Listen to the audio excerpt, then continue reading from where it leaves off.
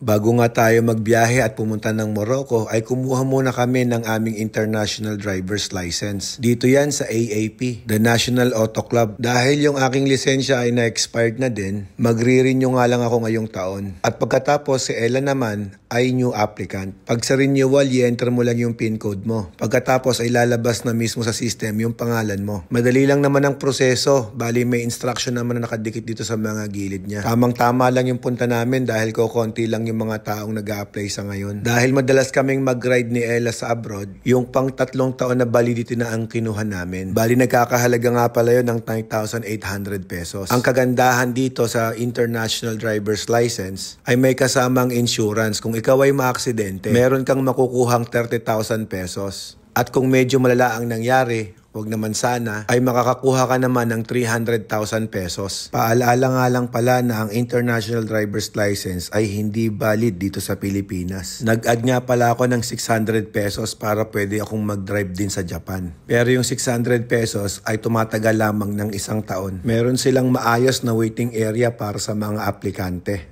Picture muna tayo dito para may remember. Pagpupunta nga pala kayo dito ay may dress code kaya bawal lang naka-sleeveless. Matapos namin dito ay diretso na kami sa Terminal 3. Pero syempre papakita ko muna sa inyo kung ano yung itsura dito sa labas. Katapat lang niya yung AAP Auto Care. Pero kung taga-probinsya ka kagaya ko, pwede mo naman gamitin yung Google Map para hindi ka maligaw. I-type mo lang sa Google Map yung AAP Tower. Katabi lamang siya ng East West Bank at China Bank. O paano ba yan mga guys? Samahan nyo kami sa aming moto adventure ni Ella Max papuntang Morocco. See you guys. Bye-bye.